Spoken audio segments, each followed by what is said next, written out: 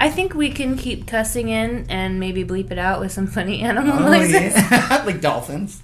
I love that when they go, I can't make that sound. Clearly.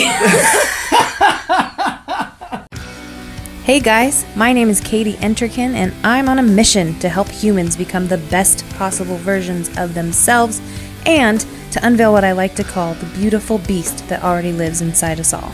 And welcome to the podcast about everything and a little bit of nothing. I've had the privilege to talk to all kinds of different humans who have been through a plethora, I love big words, a myriad of experiences just being a human and existing. These are real conversations with real people, getting to know each other, sharing stories that make us cry, and occasionally pee our pants with laughter. We talk about all kinds of life stuff: parenthood, business, life goals, fitness, chasing your dreams, and yes, even some animal noises are involved.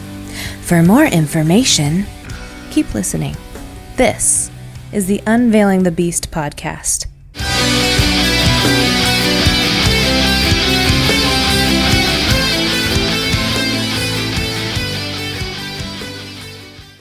You guys, welcome to the very first episode ever of the Unveiling the Beast podcast. I'm so ridiculously excited to be here in this space.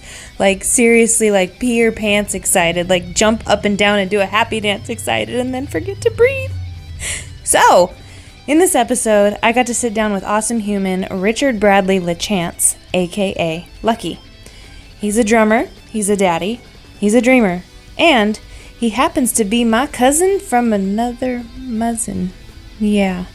So in this episode, we talk about nothing and everything while we navigate how to actually record an episode of a podcast. Beyond the ridiculous entertainment of sharing a lapel mic, I hope something lands with you today. I hope something you hear tugs on your heartstrings, and or I hope you laugh.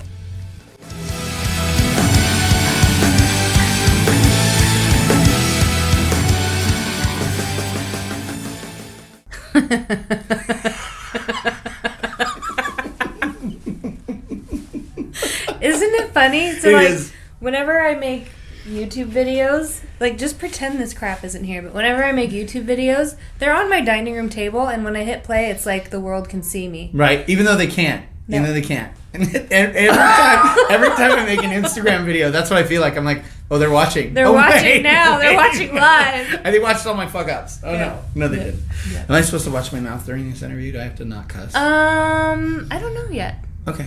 I think we can keep cussing in and maybe bleep it out with some funny animal noises. Yeah. Like dolphins. I love that when they go, I can't make that sound. Clearly. So I sat on the drum throne because I'm a drummer, and that's where I belong. Is on a drum throne. That's why I didn't sit next to you on the couch. He didn't want to sit next to me on the couch. It's not because you smell. I do smell. Did you work out? I did not work out today. Okay. I worked out yesterday. I left my tongue out when I did that. Did you see that? What? So, this is a podcast about nothing and everything. Those are my two favorite subjects. Yep. I don't know why I looked at the mic when I said that. Because the world is watching. Yeah. So for all of our listeners, one of you, pay attention. I am holding a lapel mic in the middle. Well, sort of. Closer to me because I'm not as loud as you. That's right. King of loud. The king of loud. But I'm holding a lapel mic. Actually, we should get a picture of this somehow. You gotta call this in between us because I have no podcast equipment, and I'm, I want to have a freaking podcast because I like to talk about crap. So tell me about yourself, Richard Bradly LaChance. Oh, you said my middle name. See, that is a no-no. You can't. You want me to edit that out? No, you don't have to edit that out. Tell you about myself. Well, my name is Richard Bradly LaChance, and I'm an alcoholic. Hi, Richard Bradly LaChance. Hi, everybody. I started drinking. No, I am a musician, and I am an aspiring actor. You're an ass pirate. Ass pirate. Excuse me. I want to do all the things with art. I find that expressing myself through art of any kind, it is really where I'm the most comfortable. So it's funny because when we moved down here, having lived in Sacramento, which is like a pit for art, there's no art there. You move down to Southern California and art is everywhere. And everybody's doing something. Like you meet people and you don't even know they're involved in the movie industry or the music industry, and then they talk about their job and you're like, oh shit, you're famous. Like, wait, what? So, that just happened to me. I don't mean to interrupt. No, you're fine. The other person I was trained with in this building, I had no idea he did costumes for movies. I'm like, what in the ass? Right. And he shows you all of them. Did he show you every single one? No, but he showed me some of them, and they were pretty cool. But anyway, I didn't mean it. I digressed you. You digressed me. Unintentionally. That's pretty. I like that. Big word. Thank you. Oh, by the way, both of us have severe ADD. Yes. So shiny! There'll be lots of squirrels and shiny things in this conversation. So anyway, being down here and meeting everyone in the art community who's everyone either knows someone or is someone in the art community of some kind, and you really kind of start to feel like, oh, I want to be a part of that too, because it's a connected thing, and because I have things that I feel like I can do artistically, whether it's writing or voice acting, that sort of thing.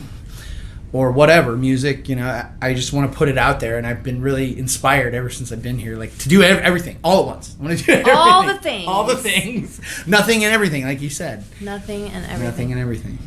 So that's kind of me. I'm a jack of all artistic trades, but a master of zero. Well, maybe I'm a masturbator. That's a good, not that, but that, what you said before that is actually a good conversation. Peace. Because I wanted to use the word peace. You like that word? I, in my life, have tended to be like, oh my gosh, I want to do everything, and I want to be good at everything, and then I try to do all of it at the same time, and I overwhelm myself, and then I just freeze. You just stop. And I stop, and I do nothing. So I was listening to my favorite podcast, the Rise podcast. Hey, Rachel Hollis. Anyway, I see her books and everywhere. She was talking about a book called The One Thing, where you do one thing at a time, you master that thing, and then you move on to the next thing. Yeah. So that way you're not which is why people, when they set New Year's resolutions, they're like, I'm gonna get skinny, and I'm gonna do this, and I'm gonna do this, and I'm gonna do this, and then a month later they just quit everything because it was overwhelming. Yeah. So what you got to do is pick one thing and go for it. Yeah. So. Yeah, and I really recently. Maybe you can start with your breath. Is it bad?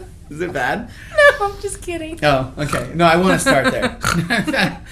Did you know halitosis is not a real thing? I don't even know what that is. Oh, wait. Okay, so you walk up to people and they have that funky breath, right? Like the morning breath that's really bad. You smell them, right? Yeah. Well, everybody calls that halitosis. He's doing air quotes, by the way, as if you can see them. You can't see it. Can you see whoever you are, one listener? One listener. It's probably my mom. Your mom's listening. Halitosis is not a real disorder. It was something that was invented by toothpaste companies so they could sell more toothpaste. So the toothpaste causes the so-called halitosis? No, you just have bad breath because bacteria live in your mouth. Right. So they named it, quote unquote, they named it halitosis. Oh, if you suffer from halitosis, try our new Crest, whatever strips. Wow. Yeah. So isn't that funny? It's funny because I've never heard that word until just now. Well, there you go. And I've educated you. See? So, halitosis. Don't believe the lie. I'm a conspiracy theorist also. I believe in conspiracy theories. All of them. Well, not all of them. Yeah. What were we talking about? Oh, yeah, art. Squirrels and shiny. One thing. Squirrels and shiny. Art. The one thing, it's so you were saying, you should focus on one thing, which is what Rachel Hollis says. By the way, I haven't read her book or been to any of her seminars, but I've seen a bunch of stuff that she does, and it looks awesome. really inspiring. She's awesome. One of these days in like 5 years, I'm going to invite her onto my podcast. That's awesome. I know. 5 years? Why? Because she's a busy lady and I'm a nobody. But you won't be a nobody forever. After this one listener tells their friends. I know, right? This is going to be, you're going to take off. You'll have like 3 or 4. Yeah. That's going to be awesome. So one of the things I've done without reading her book is decide to focus on one thing. And that one thing for me is voice acting. It's good. I really have found that I love bringing characters out of me. Mm-hmm. And you don't have to see me for me to do it. You know, like this podcast, I can put all my characters in here, and I feel like that's a piece of me that will show through whether I'm in front of a camera or not. Mm-hmm. You know, so that's something I've been focusing on. What's your favorite one that I do? Before we do that, I just real quickly want our listener to know where they can find you on Instagram so they can see some of the stuff that you do. It's and I'll also post it in the description below, whatever that means. Okay. I don't know what that means yet, but I know there's gonna be a description with links. Wait a minute, how do I find myself? I am Lucky Duck _ so at Lucky Duck _57. Nice. Is my Instagram handle. Thank you, sir. Yeah, thank you very much. What was your question for? Oh, what's my like, who are you? What's your favorite accent that I do? You've heard them all, I think.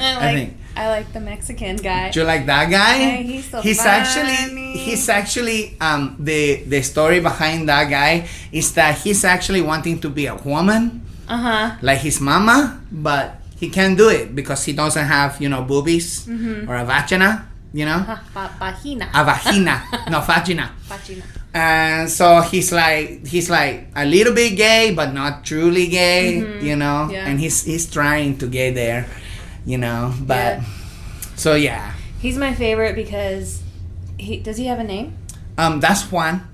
Juan, okay. Juan. And when he's really telling you off, like, how you doing, then he becomes Juanita. He gets a little more high pitch and he's like, bitch, listen to me. I'm trying to tell you. The reason I like Juan is because I was in the restaurant business for 10 years. Yes, you were. In 2 of the restaurants that I worked in, there was a busboy. Yeah. 2 totally different people, same exact character. Like is he gay? Is he not gay? Not that there's anything wrong with that. No. Believe me, there's no anti-anything. This is a platform for, not a platform, a podcast for everybody. Like, everybody's included. So, but he was like he did that. You do it. Yeah. That. Oh, I wish a little you smirk. You can't see right it now, listener. We should, when you do this from the future, like as you keep going with these podcasts, you should get a camera. Yeah. Like put him on YouTube. Yeah. That's the dream. Yeah. Maybe one of these days with my lapel mic, because I can't. My only camera right now is my cell phone. And you know what? You're rocking that too. Yeah, really? I want to tell you. I miss your videos. I love watching. Yeah, it's been a minute since I did one. Yeah, but I love watching them. I've been busy. You've been so busy. I've been so busy. You are raising a child. I am. It's very fun for you. So right now, just for entertainment purposes, we are at a place called The Shitter, which is high-end audio equipment. This is like the store, and do you want me to call you Richard or Lucky on this thing? You can call me whatever you want. I call him Richard. He's my cousin. He's always been name. my big cousin Richard. So. Yeah. My stage name is Lucky. That's what I go by. Sorry. You're fine. So I'm gonna be working here on Saturdays, and he's training me. So So we decided that's where we are. It's a perfect time for a podcast. Yeah, because barely anybody comes in here because the point of this place isn't really to sell crap. It's to sell shit. Get it? Okay, shit.com. That will also be in the description below. If there's some sort of you gotta figure out how to do that. I love watching this. I forgot where my thought was going. We're here in the show. Oh yeah. This is just a place where people come to listen to the equipment and stuff. So that's where we are. Yeah. I gotta have to tell you. So going back to that whole artistic thing, yeah, you. I think it's really brave of you to be, doing the YouTube thing and doing this podcast thing. Like, it takes you really have to step out of your comfort zone to do stuff that you don't know how to do. Mm-hmm. And with knowing now what I know about you as a person, like learning about your personality and stuff, mm-hmm. It must be a huge step for you. Yeah. And I think that's awesome. I am not the guy who will step out of his comfort zone very mm-hmm. often. I'm like, nope, put me back here behind the drum kit. The reason I've stayed in my comfort zone for so long, at 34 years of age, you've been on wink. This planet. One listener, look at her eye. Look at her eye. It's because I'm kind of a perfectionist. Like, if I'm going to go do something, I need to know how everything works. And I need to get all of it down perfectly, and then I can start. Yeah. And what I'm learning is the only way that you can really grow and learn how to do something well is to do it. Yeah. And learn from doing it wrong, and learn from effing up, and learn from failing at it, so that you know how to tweak it and do it right the next time. Yeah. That was a really long sentence. Take a breath. Would somebody get an inhaler in here? We need an inhaler for the host. You're going to be a host of this podcast. That's a big... I'm a host? You're a host. Ooh, yeah. I like that. That's a big title. Host. That's kind of nice. Yes. Yeah, the podcast is about everything and nothing. I think that's cool. It's very Seinfeld-y of you. Is that going to be my tagline? Yeah. It's about everything and nothing. I think that is great. I like it. I think it's great. Because obviously this is... I don't know what I'm going to name it yet. It's connected to Beautiful Beast Within, so maybe it'll be the Beautifully Beastly podcast. Beautifully... But I can't even say that. How many syllables is that? I don't know. Beautifully beastly. Or ooh, that's a good name. You know the tagline for that is "Unveil the beautiful beast within." Yeah. Wait, that's not it. Unveil the beautiful beast within you. Oh. So this could be called The Unveiling. Oh shit! Shit.com. SCHIIT shit.com. It's in the description below, wherever that is. Oh, this is going to be a good one. That's really very fun. Very fun. Are you, as you have this podcast, are you going to talk to people about serious things? Or are you going to talk to people about specific? All the things. Everything and nothing. And I want it to be conversations. Yeah. Like, I want to interview people, but like just let the conversation flow and take off on its own. So it can start with, like, I might even ask somebody just one question and it'll go into this whole other conversation about something even better. Yeah. I feel like those are the best podcasts that I've ever listened to, is the ones that are like, I started recently listening to Joe Rogan. I don't know if you know who that is, but Joe Rogan, each one of his podcasts are 3 hours long. And it's like, I'm going to tell you something about me, Joe Rogan, that you might not know. I smoke rocks. That's good. Wow, you're good at that voice. Tyrone, you've been learning from me. My feet are strong.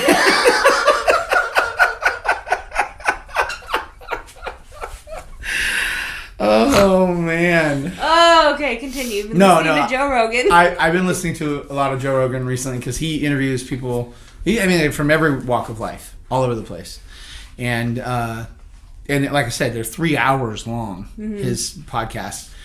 But during the podcast, like you said, you're just saying, he just talks to these people. Yeah. And it goes from one thing, like one of my favorite singers from one of my favorite bands, Maynard James Keenan from Tool, when he did his interview with him, the second one that he did, it's like they're friends. Mm-hmm. They're just talking like friends. And so the conversation goes from everything from, MMA fighting to music to conspiracy theories to everything. It's really interesting. That's cool. Yeah.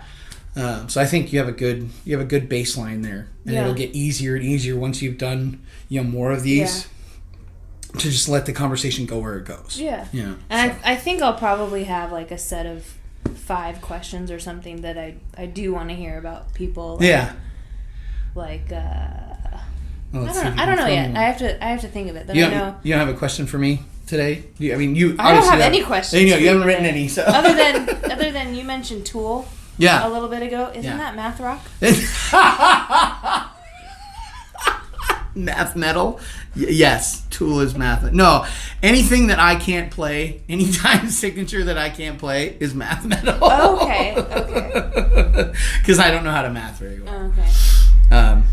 And this guy's been dissing a drummer. Let's go for some history here. Let's put the history on this. Okay, go ahead. Okay, so my hot husband, who you can't see, you can't see him. Sean Enterkin is part of a band called Primary, and their drummer Chris Chiarte, which I hope he lets me put his name in here. Yeah, he's an awesome dude. Amazing drummer, plays with a lot of passion. I'm sure. But this little bug over here, Richard, has been saying that he's what?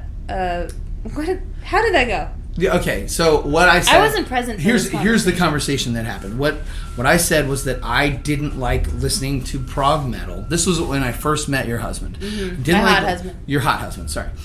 I stand corrected. I didn't know I should say that. No cue cards here. When we had met and he was training me actually here at the shitter, strangely enough. And we were talking, I said... It's a family business. Hold on, my hand is numb. Okay. Oh, that's bad. We really need to get you a stand. A stand. Yeah. We were talking about, I am not a huge fan of prog because they play in different time signatures. 5/8, 5/4, all these time signatures that I've never learned them, so I don't understand them.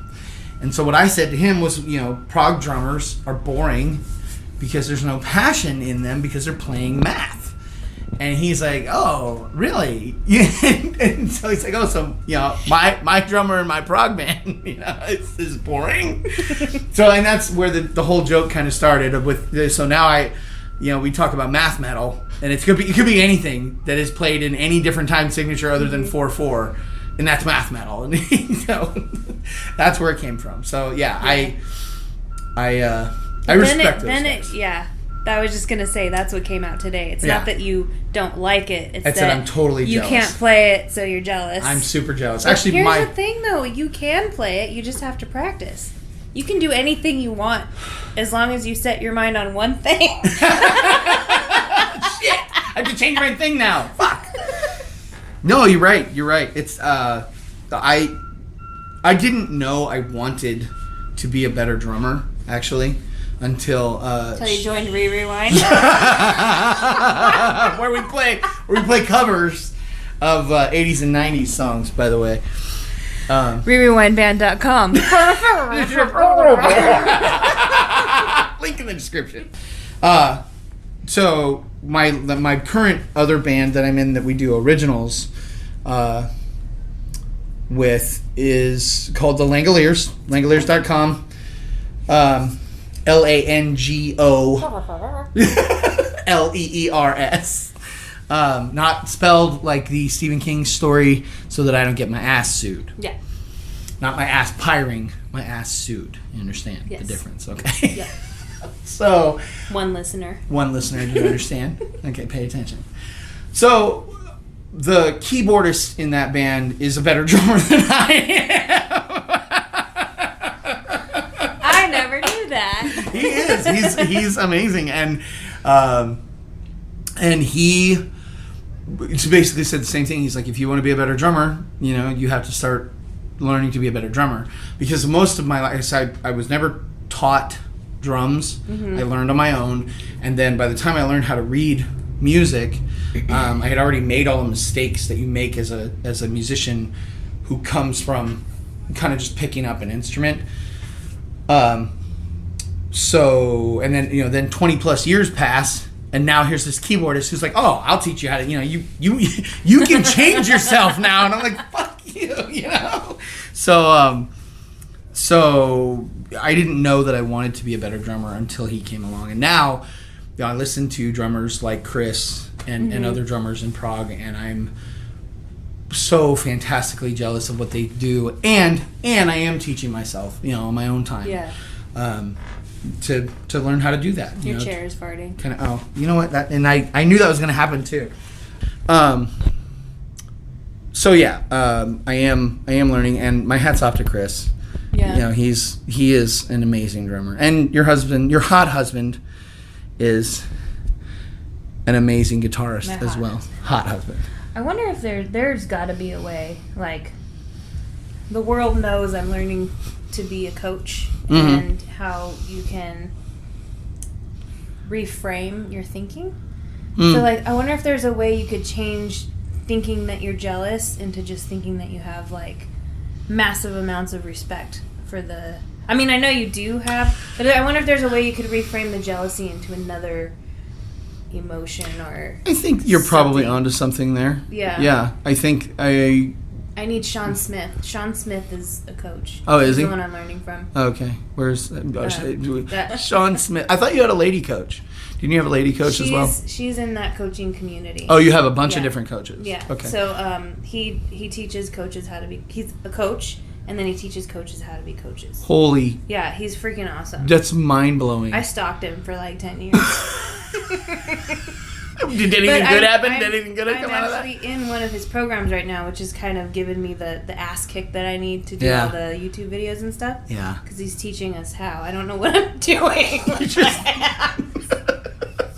That's the best part about this. That's the best part. I'm fidgeting. I love it. Okay. I love it. I love it. You're really accepting your own fear and just kind of owning it. Yeah. I love it. I'm watching you do it. The one listener can't see you do it. Getting comfortable being uncomfortable. So, I don't know if I told you about this. Speaking of Sean Smith, I went out to LA 2 or 3 weeks ago. Okay. And he did a live coaching session with me in front of like fancy cameras with fancy lighting. This was in LA. Took me 45 minutes to find a parking spot. Wow. But and the reason I did that was because I pee my pants turning on my cell phone video, you know, and then I was just like, dude, if I go into this situation where it's like professional lighting and backdrops and fake trees on both sides and a chair trees on both sides and a chair where I'm like, I'm scared this thing's gonna break because I have a huge ass. Like, I was like, that is getting comfortable being uncomfortable. Absolutely. So that's why I did that. How did it go? It was good. Was it? It was good. Yeah, I got a really good coaching session. That's really cool. That's I that's one of those other things you're talking about, turning jealousy into respect. Yeah. And I think where that switch comes is when you can look at someone in the eye and say, I don't know, teach me. Mm-hmm. You know what I mean? And that's a whole nother level of letting your uncomfortable out. Yeah. You know, like, okay, I'm now going to be a pupil in something. Mold me. Yeah. Mold me. I'm a sponge. You're not a sponge. You're a pot. What? Your face just now is amazing. But like, there was an eyebrow raise. I wish one listener that you could see it. Someday when she puts these on film, oh my God, this whole thing is not going to be on film. It would be so much. I know. Friggin' great. Maybe next time you come and train me. We'll do another one. You live down the street. You can I know. Just come and anytime. Hang out. Anytime. We'll play with some shit. Yeah. There's lots of shit around to play with too. SCHIIT.com.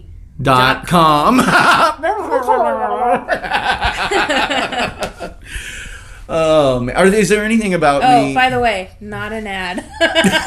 We're not sponsored. We do not get paid. Not sponsored. Yeah. Is there anything about me that you want your listeners on your podcast to know, or that you might want to know about me? Or is it like, I'm sitting here and I'm like, okay, you didn't plan questions, and I think that's amazing, and we've talked about a lot of things. Are there things internally as my cousin or as my friend that you might want to know about me that you might not know?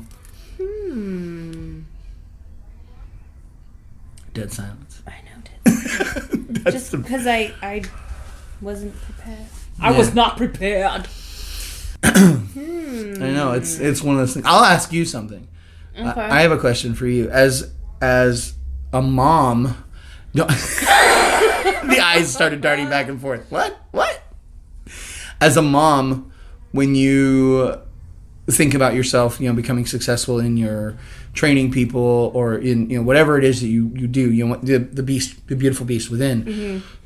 Do you worry that that's going to take time away from Desmond? Do you feel like if and when those things take off for you, do you feel like there's going to come a point where you're going to be like, crap, I have too much to do, Desmond's in school, but still, Yeah, I've thought about that before because, it's been me and him.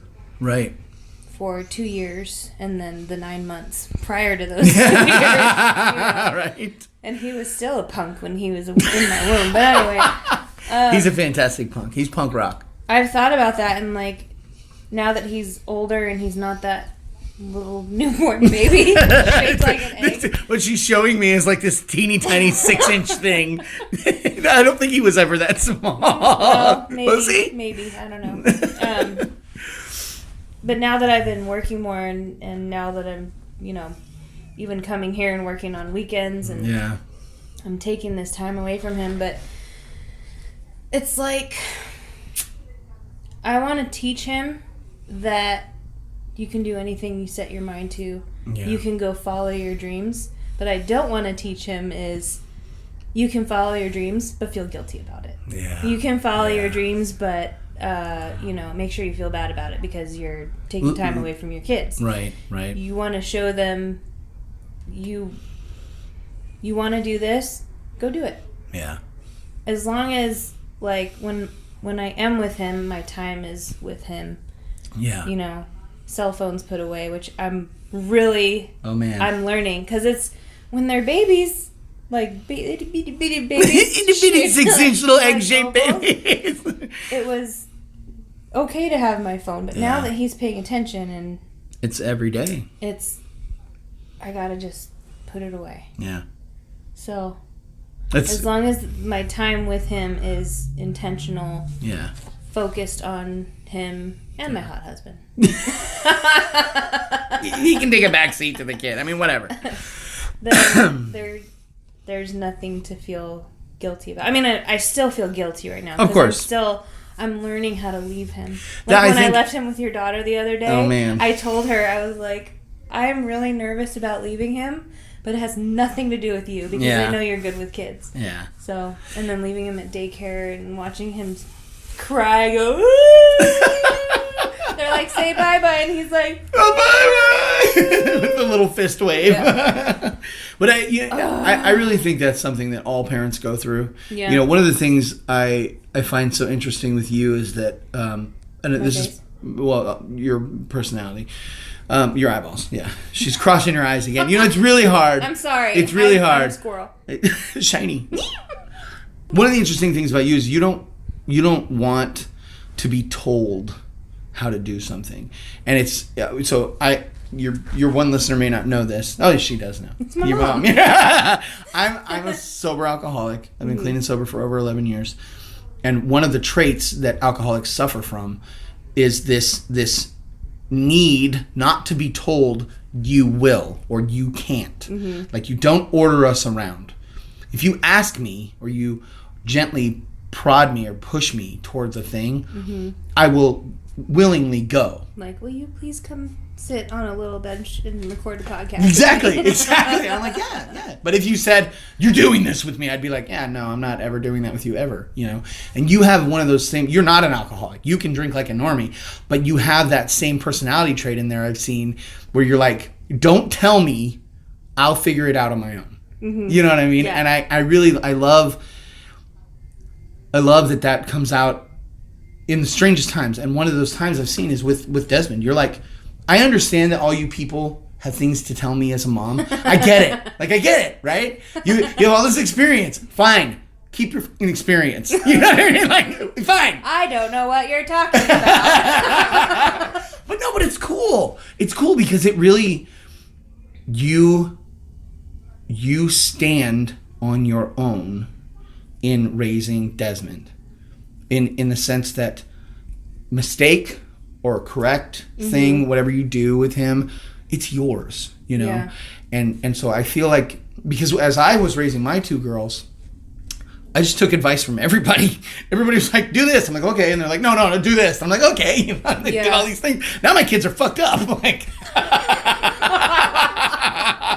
that's not all on you, sweetheart. But that's a whole other podcast. No, but I feel like that standing on your own and that making those boundaries is very important, you know, for you and Desmond. Yeah. And I think he'll see that as a child, as he grows up, that you do that for him, you know, and it's a personality trait that you can't say to a child, here, be like this. You just have to show them that. Yeah. You know, I think that's awesome. Yeah. That's really cool. I think another thing is just growing up in these 34 years. What I've learned, like, I can, for the parenting thing, for example, like,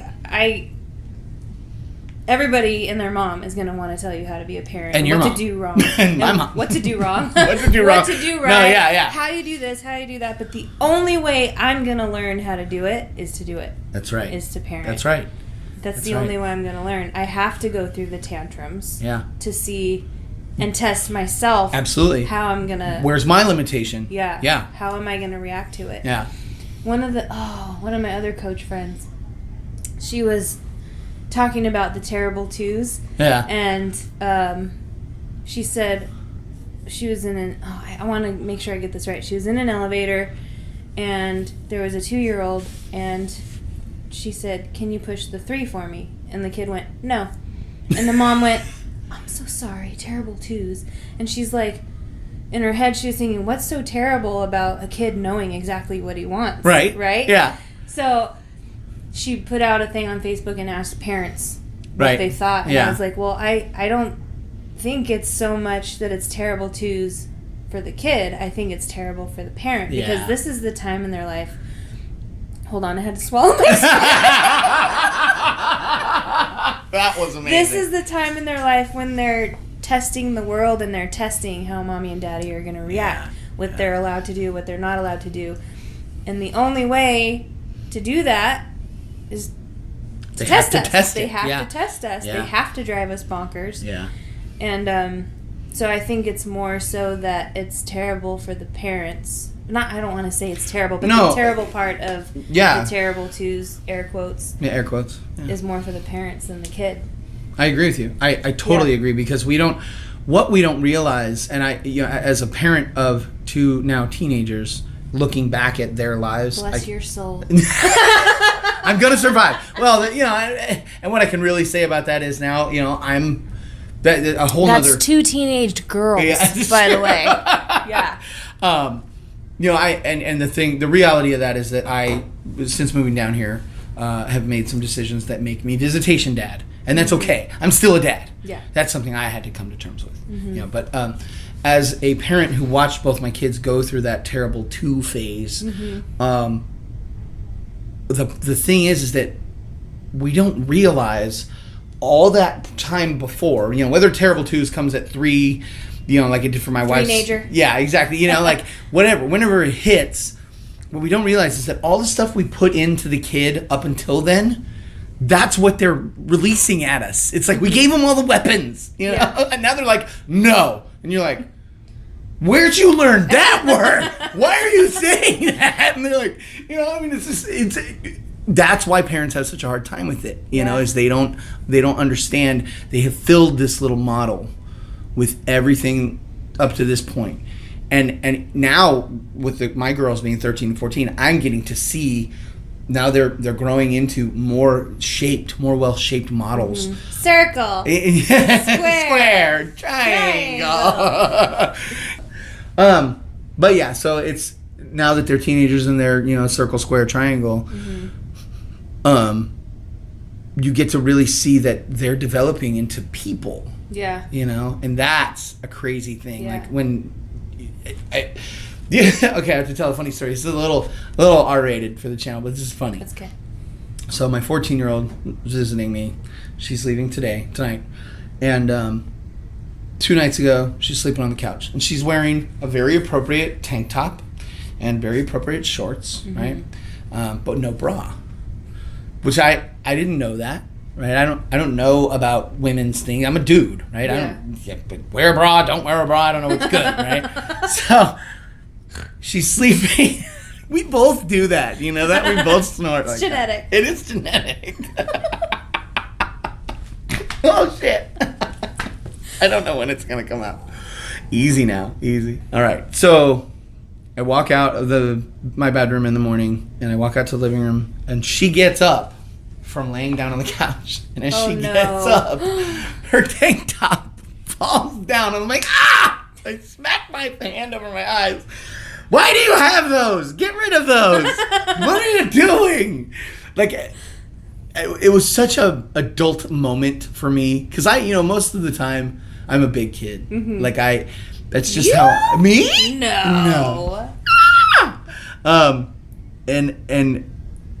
it was a very poignant place in raising my children. Like, she is full woman now, and that hit me kind of hard. Mm-hmm. It was like, yeah. You're like, wait a minute. Right? I used to wipe your butt. I have. And now you have those things right, on your what chest. Are those? Where did those come from? What are those? Get rid of them! So, and that even makes it even, weirder when she says things like, I want to be a boy. Like she said that to me. Dad, what would you say to me? This blew me away because I didn't know because I knew this question was going to come up because I think LGBTQ plus 19 whatever, that community is, I'm sorry, there's a lot of things that come after LGBTQ. I'm not being funny. Oh, I know. Yeah. That community is really in the public eye right now. Yeah. And so I knew as the girls got older that I was going to have to face questions like this. Mm-hmm. So she says to me, Dad, what would you do if I told you I wanted to be a boy named Sean? And I'm just like, well, let me drop everything I'm doing and talk about this right now. Yeah. Well, first of all, Sean's already taken. That's my hot husband. That's her hot husband. Yeah. So we can't, there's no one else named Sean. No. It's just your hot husband. Just my hot husband. Second of all. Yeah. And what did I say? I was like, well, I love you, and I'm going to accept whatever changes you go through in your life. I said, I feel like that if you are making this statement to me right now as a fashion thing or as a popularity thing, then you're wrong, and you don't need to do that. Because anybody who does that, anybody who comes out and says, I feel like I'm a girl and I need a sex change, or I feel like I'm a boy and I need a sex change, or whatever the thing is, if they are not sincere about that, it is only dampening and really hurting the LGBTQ community. Yeah. Because now you have people just faking it for no reason. Yeah. For attention. Exactly. Yeah. And I think that, yeah. So, I tell my teenage daughter that, and she kind of, whatever, and then she makes a comment later on in the weekend, I just want to cut these boobs off, No, you just got them, like, fuck. What are these? But wait, keep them. But wait. So it's a difficult time to be a parent, I think. It's the world. I heard somebody say at work the other day, and I would never bring a child in this world. That's evil. And I'm like, you got a point. It's, you do have a point. Yeah. Yeah. It's really hard to say that though, because having a kid is beautiful. Yeah. I mean, and you're closer to the best parts of it. You're closer to the best parts of it right now than you ever will be. Yeah. I think that's so cool. Do you really? More. I have baby fever. Yeah. Do you really want to have 5 or 4? You want to have 4? I want 4. 4 babies. Yeah. Dear God. I know. That's a lot. I'm getting old, though. I better have triplets next. She's all of 34. Sean's getting old. 42. No. But men are lucky. See, you have an expiration date on your stuff. That's true. Your eggs, right? Men, we don't really have that.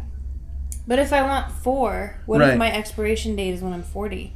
And I just don't know yet. Well, you better get famous today. Like right now. Like that one listener. I don't want to be famous. Yeah, but you need to. I want like... You need, you know what? The problem is you need fame for money. I need a following. You need that for money. I don't need fame. I need a following of people who just like what Beautiful Beast Within is all about. Why do fame and money go hand in hand? I don't know. I don't know either. I only want the fame. I'll tell the truth. Like I don't care about the money portion. Whereas a lot of people who get into the arts care about the money that can be made from like being a famous artist, right? I just want the attention. I don't give a fuck about the money. No, I get that because, So you want the success monetarily more than you want the attention? No. No? Okay. You just want to carry a message? I don't think fame, well, maybe we have different, what's the word? Descriptions or definitions of fame. Yeah. Like, I don't know. I just want... I don't know. I know. It's weird. Yeah. I think everybody's... It's a subjective issue because everybody's definition of success is subjective. Like, Well, success and fame are two different things. But that's what I'm saying. Because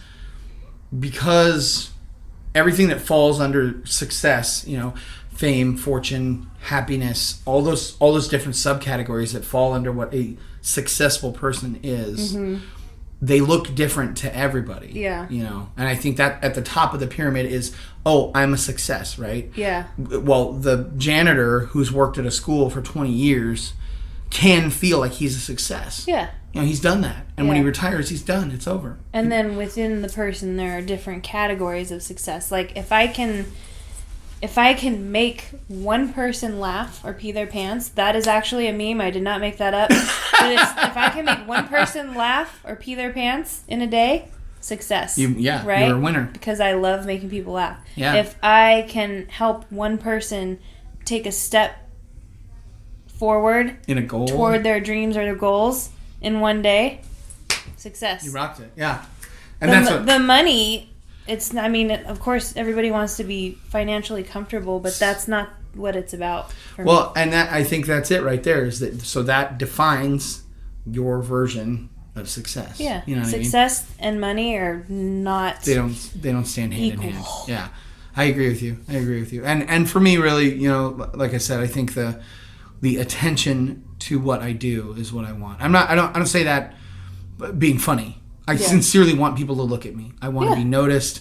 And there's a part of me, especially as a sober alcoholic, that knows that's wrong. You know what I mean? But what's your definition? Why is that wrong? Well, wrong in the sense that it comes from a place of ego, not self-esteem. I want to leave a footprint on the world, no matter what it is. I don't care what it is. I just want to not die in... I want to die being known. I want the world to have seen me. One of the things that I love about David Bowie... By the way, huge, giant David Bowie fan. One listener, just so you know. You probably already knew that. Mom. One of the things I loved about him so much was that nothing he did was... He didn't stick with the same old formula over and over. Everything he did was groundbreaking? Excuse me. I had to let that out. Let's try that again. Get rid of that whole piece right there.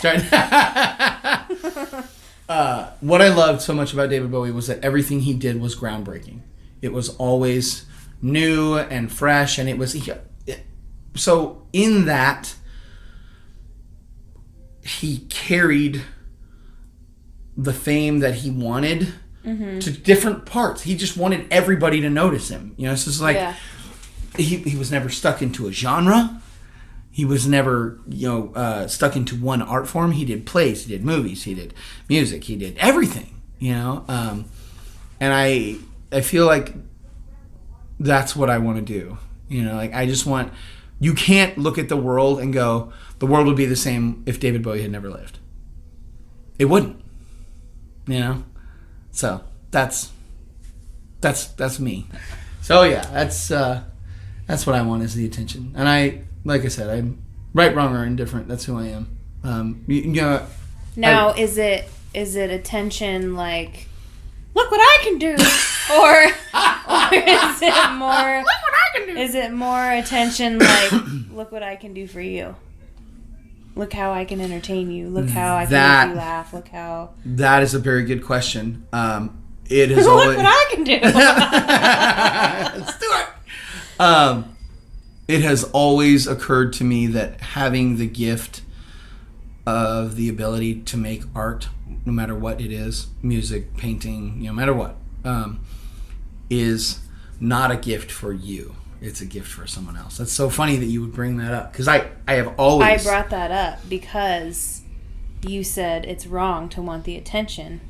Yeah. But when you put it that way, if it's not like, look what I can do, and it's more like, look what I can do for you, then how is that wrong? Yeah. Yeah, I see what you're saying. You're saying. And that's really, that is what it is for me. It's I want people to know I have something to make for them. Yeah. But yeah, so I don't this is the first time I've ever really talked about this in depth with someone. I kind of keep this to myself. It's one of those. That's what I'm here for. That's what I'm here for. So yeah. So I have one question for you.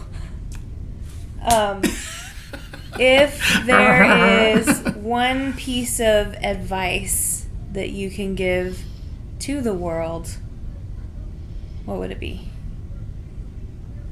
That's a good question. And I think I know the answer. My piece of advice for the world would be, remember that every day you are adding to the stream of life. Ooh, that's good. Well, that's semi-stolen. Like a semicolon? Yeah, so it's Okay. Semicolon. Oh, that's good. Yeah. Yay. You need the applause right there. Yeah. Alcoholics Anonymous talks about that. We are now, instead of taking, we're adding to the stream of life. And the way I look at it is that everything you do puts something in the stream of life. If you're a mean person, right, you're putting bad things into the stream. You're putting poison in it. If you are a kind person, you're adding, fresh, naturey breezes and all this stuff to it. And obviously, I don't have a good description here, but my point is, like, the more you look at the world like, what can I put in that's good, the more you'll get good out of it. And I found that to be true for me ad infinitum since I got sober. Every time I go to a grocery store and the lady behind the counter, regardless of what she is doing or, whatever it is. Yeah. But when she has that look on her face, the look, like the sourpuss look, like, I'm just here to make a paycheck. You know what I'm talking about. Yeah. You know what I'm talking about. If you give that lady a compliment, her whole life can change. And the best part about that is you never get to know if you changed it or not. You just add that into the stream of life, and it's none of your business. Yep. Right? Whether it made her day or it didn't, it flew right over or whatever it is. But things like that, those little things, that matters. That matters in life. All this other shit that, like, it's forced upon you, right? All the politics and the bullshit and all the crap, all that stuff. Yeah. That stuff will wash away out of the stream the more that people are putting good in it. That's my advice. Put good into the stream of life. Ladies and gentlemen, Richard Bradly LaChance, signing off. Until next time.